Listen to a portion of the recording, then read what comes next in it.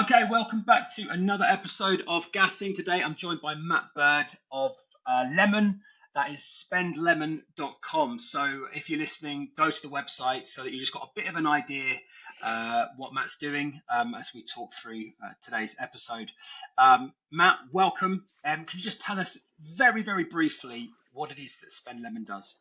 Yeah, absolutely. Well, thanks for having me on the pod. Lemon is it's quite an interesting product. So we essentially enable SMEs to reduce their SaaS spend by 20 to 40%. How we do that is essentially by using it's like a Klarna for SaaS essentially. So SMEs can commit to the annual plan of subscriptions, which is 20 to 40% cheaper, but retain monthly payments back to us essentially. So we've got the financing part of the business. We also have like a subscription management part of the business as well. So businesses can bring all their subscriptions into a single place, see everything with a bit more clarity, make sure they're not overspending on stuff, understand how many licenses they've got and stuff like that. So yeah, we're trying to build this kind of ecosystem for that entire subscription slash SaaS transaction. Okay, but this is not your first rodeo. You have, I guess you're a serial entrepreneur. I know it sounds like a kind of corny term to use, but it's certainly not the first business that you've been involved in. Yeah, So correct. let's just take it a little bit back to sort of where it all began, and Yeah. along with the barking dog, we can go from there. Sorry, yeah. This is I would like to say my third business, but it's probably like my 300th business, but just the third one that I've managed to get off the ground. Yeah. Started my kind of entrepreneurial journey 2013, and basically built a e-commerce fashion brand. Not really into fashion. I just thought it was quite an easy product and quite an easy business to build, just while Mhm. to help me learn the basics, essentially, how to build a website, how to go and get customers, how to manufacture a product, all the kind of intricacies and the operations of a business. I just needed to learn it before I then went to kind of swing for the fences, and built that over the course of 6 years. My intention was to only do that for 3 years and then move on to something else. But the more I got into it, I got the bug for trying to build that business to as big as it could be. And that was a lifestyle business. Didn't raise any money. We had customers in, I'm going to say, 20 or so countries. And yeah, it was a nice lifestyle product. But yeah, 2018 wanted to do something a little bit more ambitious. Like I said, wasn't really into fashion as such, or kind of even the kind of e-commerce world. I was just very much at that time. I very much got attracted to like the subscription model and recurring revenue, and Yeah. I wouldn't say SaaS. I would just say like how we engage with products and how we were subscribing to everything, as a consumer, but as business owners as well. There was a lot of subscriptions that were going out. And so what I wanted to do in 2018, early 2019 was build a subscription platform that powered a shirt business. So I was like, let's bring what I actually want to do together with something that I kind of know and I have done. And so we built a business called the Shirt Society, which was essentially a formal shirt subscription service. Our customers, paid a monthly fee and they would get a work shirt every month, essentially. And so we had a lot of customers that were young professionals. They were working in the city, they were wearing shirts every day of the week, really didn't want to go shopping for them. And so that business took off like a bit of a rocket. We had 300 customers on day one, got to 3,000 customers Wow. after maybe 6 months. We Wow. raised some angel money. I had quite a funny story about raising that first round of capital. Actually, an angel investor reached out on LinkedIn, and I was like, "Love what you're doing. Do you want to go for a chat?" And this was Yeah. like 3 weeks after launching the business. Met him for a chat. 10 minutes later, he was like, "I want to give you 200K." And I was like, "Sounds good." And he was like, "Do you want to think about it?" I was like, "Nope." Like, let's just get it done. And so that was like the quickest fundraising effort in the history. But yeah, he ended up putting in some more money, and we raised about £500,000 for that in total, maybe just over. But we hit a roadblock with that because COVID came around and kind of took away the demand for formal shirts. Like no one's in the office, no one's wearing kind of shirts, no one needs a subscription to something they're not wearing. And so we decided to just try and muddle our way through it, do other products, do kind of stuff that people could wear at home, and just that the proposition just ended up getting really messy. But what we did in the background was we built that subscription platform that powered that business. So we kind of had a tech company and an apparel company at the same time. And that, I think, looking back now, there was the kind of catalyst to Lemon in that business. Customers wanted to pay the annual price because it was cheaper, but they wanted to pay it monthly. And at that time we would say, no, that's not what we're about. But actually, fast forward kind of 18 months, 2 years, we've kind of come full circle with that proposition, but applied it back into SaaS and B2B SaaS in particular. So yeah, it's been quite a fluid kind of journey through all these different propositions to land where we are today. But I'm definitely the most excited about the business that we're building today, and I think it's the one that's got the most legs, essentially. I should hope so, or you wouldn't be spending all your time doing it. Oh, I know. Yeah, I know. I've been doing that for the last however many years. And where does the name Lemon come from? What was that about? That again is quite interesting. Like a lot of people think it's because we're making essentially this finance proposition, and we're trying to make it as easy as using PayPal or Klarna on a e-commerce website. So people assume that it means easy peasy lemon squeezy kind of thing, whereas actually it doesn't mean that at all. I wanted something, at the core of our business, we're trying to, help founders, businesses, SMEs spend less money monthly. We're trying to help them spend less time on admin monthly, with the subscription management. And so essentially all we've done is taken the first 2 letters out of less and the first 3 letters out of monthly, and put them together. So it's less monthly condensed to make Lemon.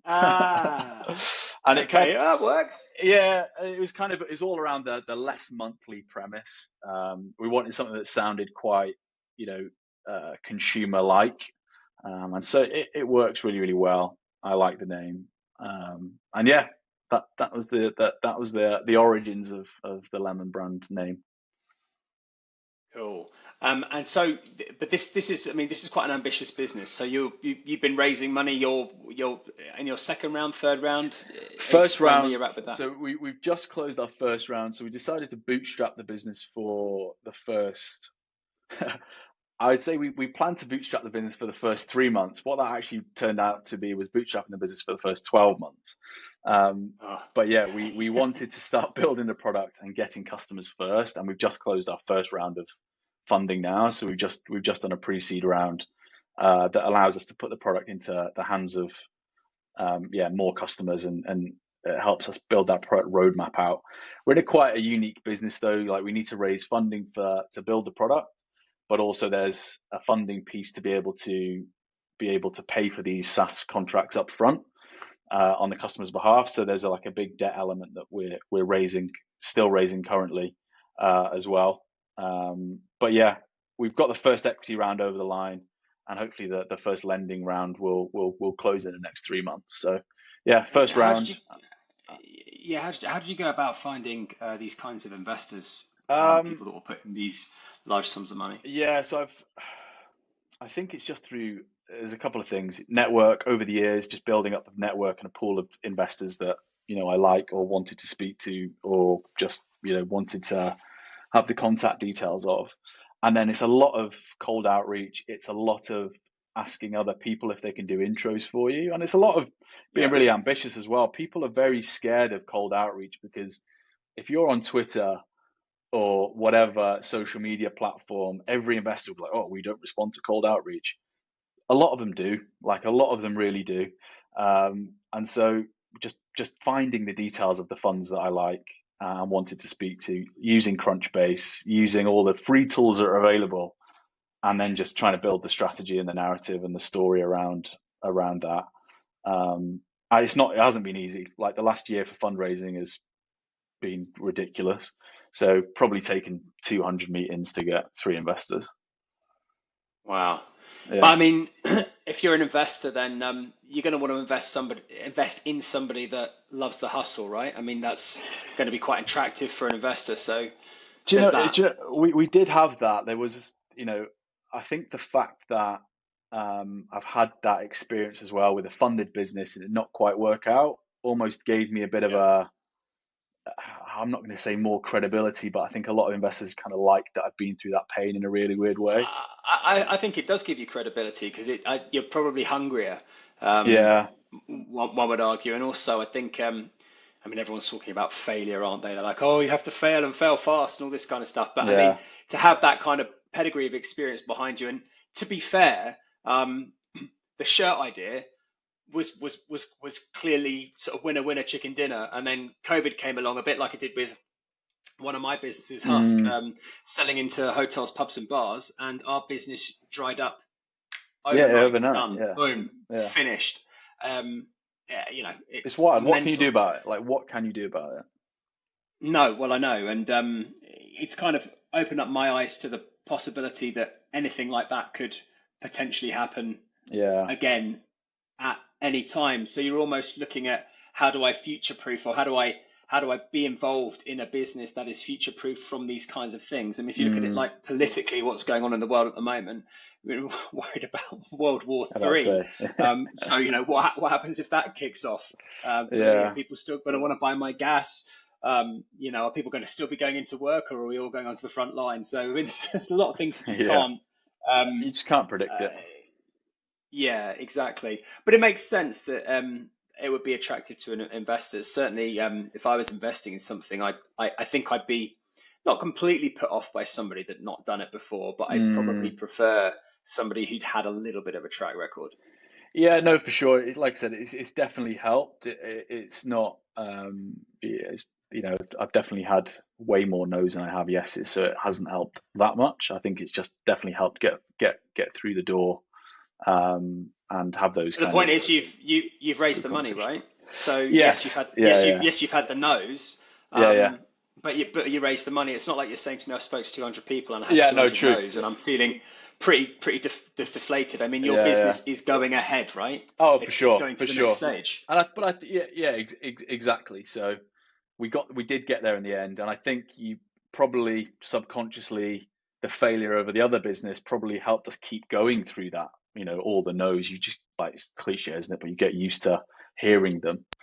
You just got to back them off and move on. And I think with failure, you don't have a choice. You've just got to keep moving through it. So I think that having that kind of experience gives you that more resilience, I suppose, which eventually leads to something good. But isn't that the entrepreneur? I mean, in you It and should be. in all of us, it's that kind of that never give up kind of Yeah, absolute tenacity when the impossible that's seems it. impossible, And and then you pull it out the bag. it almost feels like the more you get into it as well, the bigger you set yourself up for more no's because you want to do more ambitious things every time, and you just think, yeah, like I'm not making my life easy here. Like I'm always punching for the next thing that seems impossible, but I really want to get it done. And I think you're right. You have to have that. You have to have that ingrained in you. I think if you don't have that, ambition to want to do something that scares the shit out of you, it's very easy to kind of just roll over and die. Um, Yeah. but yeah, What advice would you have to somebody at the moment in the kind of current state of the world who wants to go out and raise money and doesn't even know where to start? If you could give them one sort of starting block of what they should do, what would you recommend?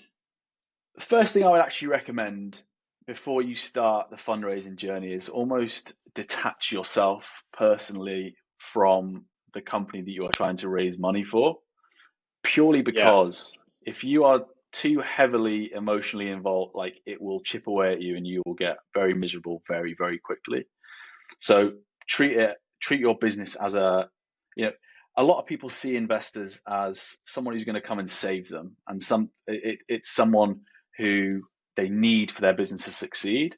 An investor's job is to put somebody else's money into an asset that is going to make this other person more money in the future. Like it's a very kind of binary thing that they've got to do. I think when you can understand what a VC's relationship to a company is, it maybe becomes a bit less personal as well. One of the biggest mistakes that I have done in the past is tying myself to the business. And when someone says no, I'm going, that's a reflection on me. They must think I'm really rubbish Yeah. and I'm not very good. Whereas actually, you've got to understand why an investor said no, because they're probably not going to tell you, but you have to understand how their world works as well. So like educate yourself on, if you're raising from VCs, this is from angels, it's a little bit different. But if you're raising from VCs, just do your homework on how that business model works, I suppose. And then after that, what I think is happening is, this kind of spray and pray approach doesn't work anymore. Like you really need to narrow in on who you want to speak to, why you want to speak to them, why you think you're going to be a right fit for them and their portfolio, rather than just speak to any Tom, Dick, and Harry investor. Because, like I said, Did you there's a get lot of any? Yeah. Did you get any? Did you get any ones where you started and they just within like 60 seconds said, "Thanks very much, I'm out." yeah, and they're all Or anything? American. They're all American, Yeah. which was Wow. fucking brilliant. It was brilliant, and I would prefer that. I would Yeah. absolutely prefer that, because I've now got 29 and a half minutes back in my day where I'd scheduled to speak to them for half an hour. And one thing I found last year in particular was, um, everyone was, especially in the US, they didn't really have the, not time, but you'd miss the pleasantries out. You'd get straight into it. It'd be like, hey, right, what are you building? And it was that quick. And if, some guy was like, oh yeah, I do like the sound of it, it's just not going to be right. It's not a right fit for me right now. Let's stay in touch. And he literally just went, see ya, ended the call and closed his laptop. And I was like, fine. But he's an investor that I now update on a regular basis, because I like the just decision making time that he's got. Like, he didn't drag it out. He didn't ghost me. He didn't say yes and then say no. He didn't do the hokey cokey. He just like, not for me right now. And just didn't waste any. I have, yeah, I have two angel investors in my business. That's it. One loves the pleasantries. How are you? As the family, rest of it. And the other is absolutely straight to business. That's And it it. took me a bit by surprise the first second Yeah, time. yeah. But now I'm sort of well aware, so I know he's going to ask me something, and I'll just go Well, straight into the conversation. I suppose that's it. Like with an angel investor, if they've got angel investments in a few different companies as well, like imagine the time that's spent just talking about the weather. Like, just tell me the Yeah. stats and tell me the numbers. Like, is this working or is Yeah. it not working? And are you ringing me to ask for more money? Yeah. How much you need? Okay, so look, you've got the investment in the business. That's very Yeah. exciting. So what does that mean? I mean, we're in Feb now, 2024. Like, what's the run rate with the investment? When's the next raise? What Um, happens? so this round of funding gives us 18 months to really kind of build our product, and get the first cohort of customers on board. We do have customers currently, but we're trying to grow that to a certain level. So it gives us 18 months to really figure that out, and how kind of that go-to-market strategy works, if you have to pivot that go-to-market, and also, the ICP and the customer profiles that we've chosen to go after. Is that the right decision? And so we're really exploring that. Like I said, we've got the credit fundraise that's still ongoing, which hopefully should close in the next kind of 3 months. But yeah, I think the next fundraise will probably start in the next 3 months as well, just given my experience of knowing how long it will actually take. Like, I think gone are the days where you can start and close around in 90 days. I think realistically, 9 months is probably a good outcome. So yeah, going to start the next fundraise, or at least talking to investors about the next fundraise in a couple of months' time. We It's know kind of where we want to get exhausting, to from it. really. Oh, it is. It's a full-time job, and it's It's full. It's very a full-time job on top of on a top of a full-time full-time. job. Yeah, exactly. It's tough. But again, that's it. It's kind of like, I've got to a place now where it's just part of what I have to do. Like, it's not, it just becomes a function of my role, where I have to just go and Yeah. make sure the business is capitalized, like well capitalized, and it's just a And necessity. as part of this investment, presumably you can, because you have a co-founder, right? And presumably you can now pay pay yourselves? So you were bootstrapping it before, so you may or may not have been paying yourselves, but presumably with this round, you can survive. Yeah, which is quite nice. Obviously, the ensuring the runway for the business is priority, but yeah, it takes a little bit of the strain off because you're right. I do have a co-founder, and in the early days of building this, we quickly realized we need to generate some kind of consultancy income to kind of support ourselves because our savings accounts were dwindling quite quickly.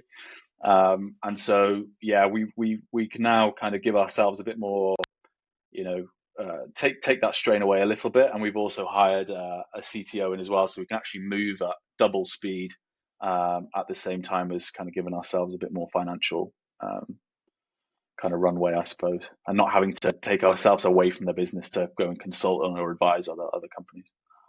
Sure. And when you're putting into your deck or whatever how much you're going to get paid, do you think that what's your viewpoint on how much founders should pay themselves? Should they pay themselves what they're worth, or should they be taking the absolute bare minimum so they can show the best value for the investor? Where do you sit? There's somewhere in the middle. I definitely don't agree that you should pay yourselves nothing. Like I think Mm, it adds just way more stress to the business. You know, everyone knows that just the cost of existing. I wouldn't even say the cost of living. Like the cost of existing has gone up. Like everything is way more expensive. And your job now as a funded founder is to make a business that's valuable, so this investor can make money as well. If you're struggling and you're stressed at home and you can't pay your bills and you can't put food on the table, you can't support your kind of everyday life, you're not going to take your best self into your business. So I just think yeah. you need to pay yourself a rate that means you're not flush with cash, but your kind of home life is covered and you can do one or two nice things. Again, at the other end of the most value a founder has is in their equity, right? And that's why you know founders should always be like majority shareholders or biggest shareholders because that's where the value really comes. So I don't necessarily agree at this stage to overcompensate yourself either. I think when you get to like the seed plus or series A type scale, then you need to start looking at market rate salaries because if you get run over by a bus, you need someone else to come in and fill your shoes, and they're not going to take 12 grand a year salary to run a series A business that's scaling at 50% month on month. So that is a massive impact to cash flow if that happens. So you need to kind of protect that cash flow as well, I suppose. So yeah, I think there's got to be somewhere in the middle. It's something I talk about all the time with my founder friends. Is like, should I be taking 17 grand a year or should I be taking 75 grand a year? I think Yeah. somewhere between kind of 45 and 60 as a pre-seed kind of founder should be deemed quite fair. Okay. And you're obviously it's worth mentioning as well that you're based in Manchester, not London. So Yeah. maybe people might feel in London that it's a slightly different figure. Oh, for sure. Um, Absolutely for sure. Yeah, I'm definitely basing that on my experience. London, so the what do you investor get for gets you get what do investor you get for you get a meal for 60 grand in London, don't a little bit more, but thereabouts. you? Okay, so so you've got the investment. So what is next in this 18 months? I mean, obviously you need to raise more, or you will need to have done by that 18-month window. So you're Yeah, starting raising that money about 3 months from now. But yeah. what are you doing with this money that's being given, and what are your targets? Yeah, so our go to market really. So, like I said to you as we opened this up, was we've got the finance piece over here. Like it's, we're building that to be a checkout product for SaaS vendors essentially. So we're going to become an embedded part of the checkout kind of experience. So when a customer comes on to buy Zoom as a business, they can see Lemon as a payment option. That will Yep. come once we've got the lending side of the business up and running, because obviously it's no good having people go into that proposition if we can't fulfill it. And so that's coming. What we're focused on right now is getting SMEs, agencies, kind of service businesses into our subscription management product. What that allows them to do is really tidy up their subscription spend, have a view of everything, know how much they're spending on a monthly basis, see how many licenses they've got. we're building a tool where they can, store passwords. They can wrap all their payments up into a single invoice rather than it be 30 spread out across the month. So that's our real go-to-market at this point. So building momentum with that audience and that product, and then also building our kind of risk and decision engine that's going to sit in the middle of these two products essentially. So we obviously need to know if a customer or an SME is going to be worthy of the finance proposition, if they're going to pay us back and they're not just going to get on board with this cheaper plan and then bugger off, leaves us with the risk essentially. So we're building like a proprietary risk engine in the middle of our business. So we're going to use, the insights that we're gathering from these customers to then help kind of form what that decision engine looks like. And that really is the main objective. And obviously prove that we can generate not significant, but a good level of revenue, and we can prove that we know how to increase that revenue when we can turn the taps on essentially. I think that's going to be helpful, isn't it, when you're trying to raise a next round of funding, because we've been through this period where tech businesses would just be tech businesses and they'd say, just build the business and we'll worry about how it makes funds later. And I think that those days are probably gone. So now everyone's feeling the burn. Yeah. And yes, it's like they'll want a proven sort of model that's tangible, that you can show and say, look, we just need to scale this up now, and we're in the money. It's not even about profitability at this point. It is literally about, right, this could be profitable if we did X, Y, and Z. We know that we can monetize and generate revenue and acquire customers and do all that stuff. Profitability is almost like a different conversation. But you need to have, like, there's so many businesses in 2020 and 2021 that just shouldn't have existed, because it's a cool idea, but it can never make revenue, let alone profit. And it's just like overfunded, and just like the problem that you and I have got now is investors are kind of getting the long tail of that now, where they can't return their funds and their LPs are going, what the fuck did you do that for? And we're not putting any more fund. Do you know what I mean? So the knock-on effect is starting to come to fruition. So yeah, I think there is definitely an increased kind of awareness of, can this business generate revenue? Is it likely they're going to be able to generate a profit? And can this be a sustainable business in the mid to long term? In the next 3 to 5 years, can this become a sustainable business model? So that's the view we're taking, is like, we want to be able to prove that we can, and we want to be able to prove that we're doing things the right way, and we want to be able to prove that we're building a business that can last for the next 2500 years, not the next 18 months. We've got a big challenge, and as a broader picture of our business, we really want to help change the kind of funding and financing landscape for SMEs. SaaS and software subscriptions are the third largest cost line in any business, coming after people. Are they really? Rent. Yeah, it's like, wow, it's the third. That surprises me. I would even say for a lot of small businesses, it's probably number one. They probably don't have that much in rent, and they probably don't have that much headcount. They're probably spending more on software than anything else. The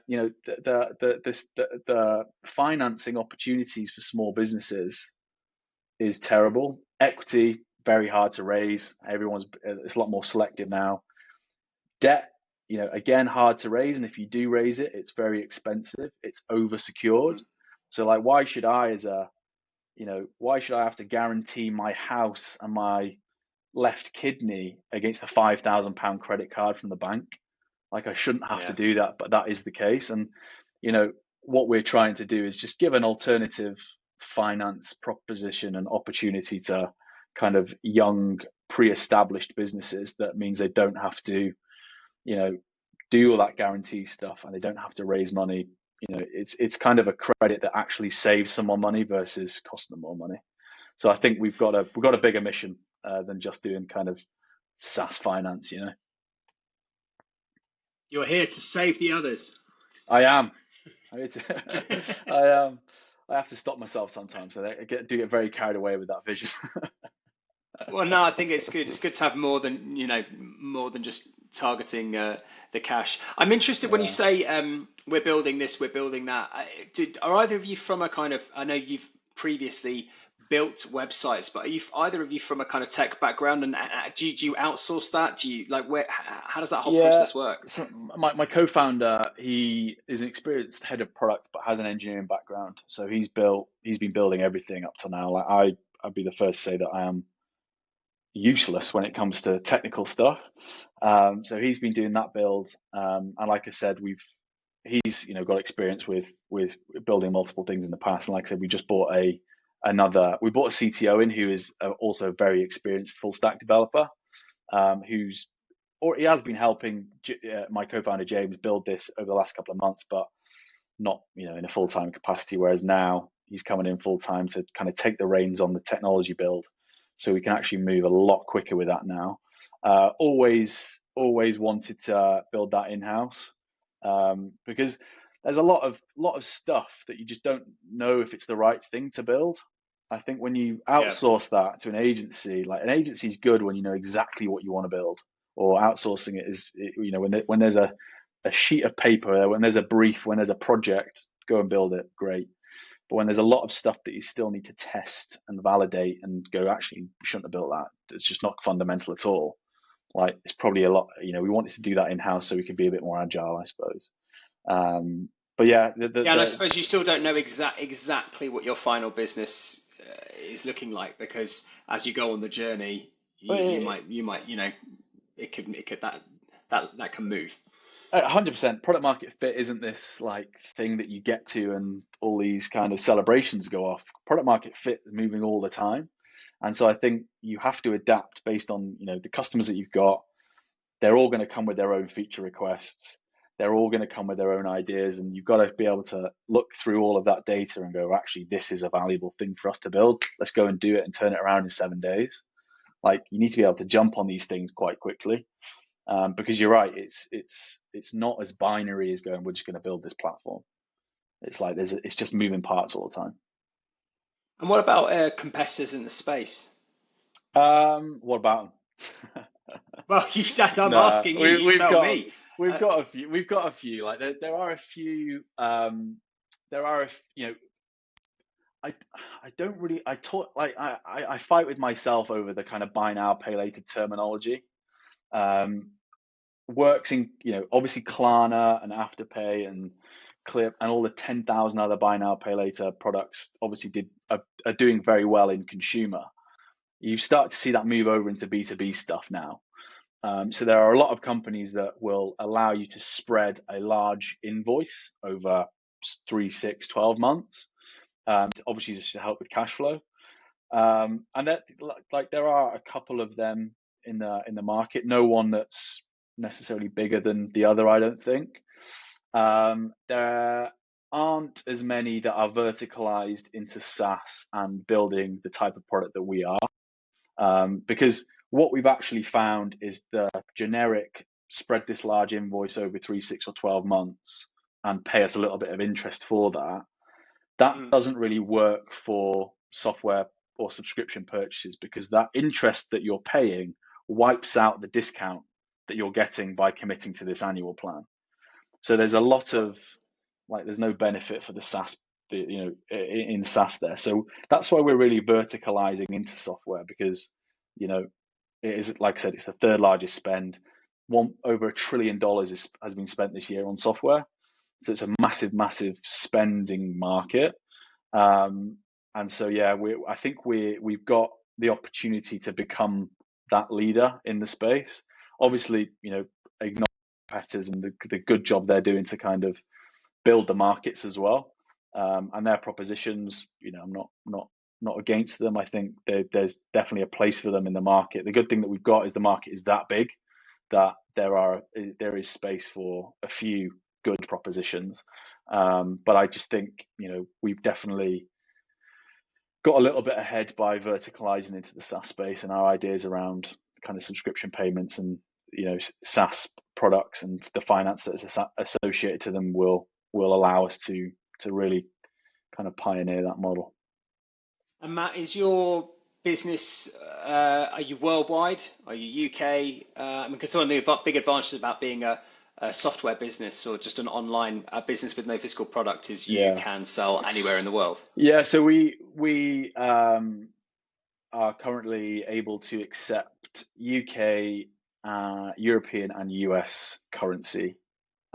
So whether that's on the management side, so it's more the financing side that becomes challenging. But yeah, we essentially can be a worldwide global business from day one, which is nice. We've got a lot of interest and a lot of vendors lined up from the US. Obviously, the US is going to be a huge market for us. You know, there's 20,000 SaaS companies in the US versus just under 2,000 in the Wow. UK. So, like, that's Okay. where the opportunity and the upside is. And you know, on a day-to-day basis, most founders in the UK are using software that is from the US anyway. So it makes sense for us to Yeah. tackle that market. And like you said, the good thing is with software, and it's not, we don't necessarily need to open up, you know, we don't need a physical presence over there straight away. We can start acquiring customers over there from Manchester essentially. But you know, the plan is obviously to put a bit more kind of sales effort and support effort into the US in the next, you know, couple of years.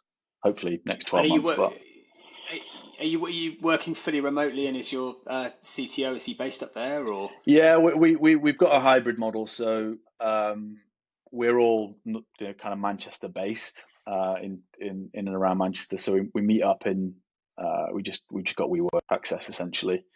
Um, Yeah. and they prefer kind of remote work, which is fine. I prefer the hybrid model.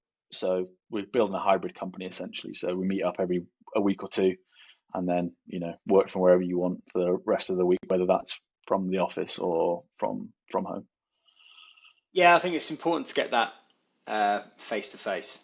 It is, especially like, you know, in the kind of front facing roles as well. I get it why, you know, you know, a CTO doesn't necessarily have to go and speak to investors or customers or prospects.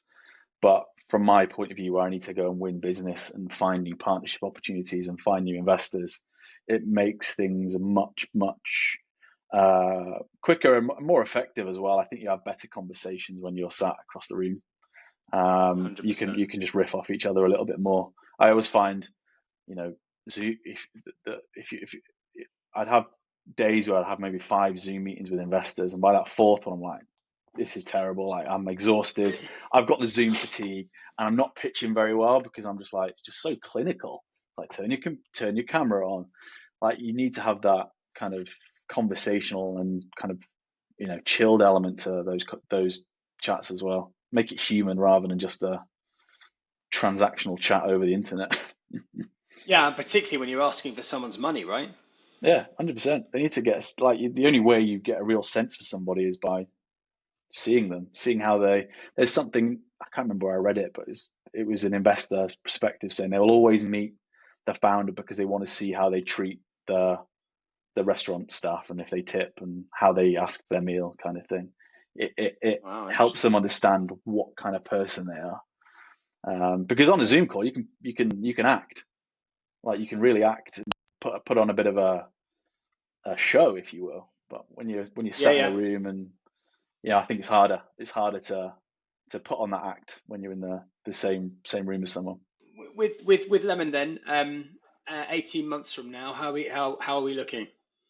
Well, hopefully good. You know, from a team perspective, you know, it's not really our ambition to grow the team hugely over the next kind of 12 or 18 months. It really is about finding those kind of product market fit signals. You know, we want to raise, we want to raise, we're trying to get to 100 million of credit facility, as you know, in the next 12 months, essentially. A few different ways we're going about that.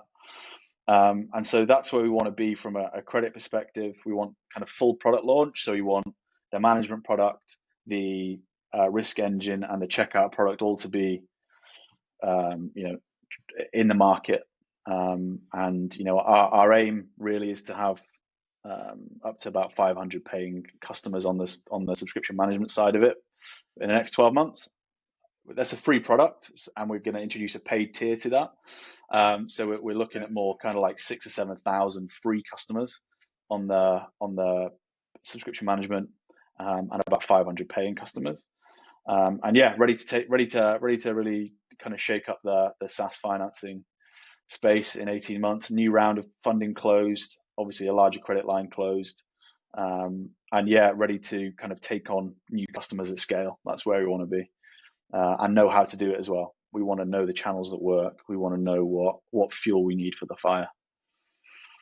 Yeah, for sure. Well, listen, I wish you the absolute very best of luck with it. Slightly loaded question before we finish, but I always ask everybody. For people that might be watching that are thinking about starting their own business, whatever that business might be, you've obviously been doing this like I have for a long time. Um, could you give a little bit of advice to them, just things that you wish that maybe you'd known before you started? You've no doubt made a lot of very silly mistakes. I know I have, and done some really daft things. Is It's there any little pearls of wisdom that you can give? I'll say one of them I mentioned before. So being able to treat yourself a little bit different, like detach yourself slightly from your business, so your being isn't wrapped up in your business, because 9 times out of 10 your business will fail, but it doesn't Mm. necessarily make you as an entrepreneur or a founder a failure. So by being able to kind of separate yourself a little bit, it'll make that a lot easier, and you'll be able to bounce back again. The second one, and it's quite, I should have done this, but it's knowing when to stop and do something else. Like, I've spent far too much time doing shit that I just didn't enjoy doing. Like the first business, for example, that I had, I I didn't necessarily enjoy it, but I was stubborn. I was like, I'm just going to keep going because I've got something to prove to somebody. And I actually Yeah. feel now like I wasted probably 4 years of time just doing that business because I thought I had to do it. And it's like yeah, I should have just pulled the plug on that and gone, right, I really want to do this instead. Like, because it is that cliche saying, if you're not enjoying it or if you don't love it, it's going to make life a lot harder. But you need to be passionate about the project that you're building, otherwise it just won't go anywhere and it'll feel like an absolute slog. But those 2 points are quite valid because on the one hand, talk about don't take it personally, and on the other hand, it's like I cannot let this fail for fear of me looking like I failed.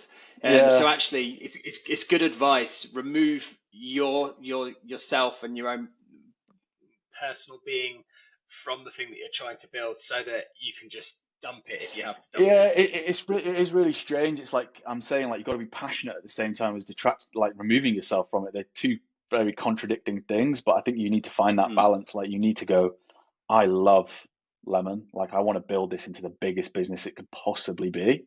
Like I'm yeah. driven to achieve our vision. I'm driven to achieve our mission, but I need to not lose sleep when things aren't going our way or someone's not giving me their money. Like it's not a Easier reflection said on than me. done.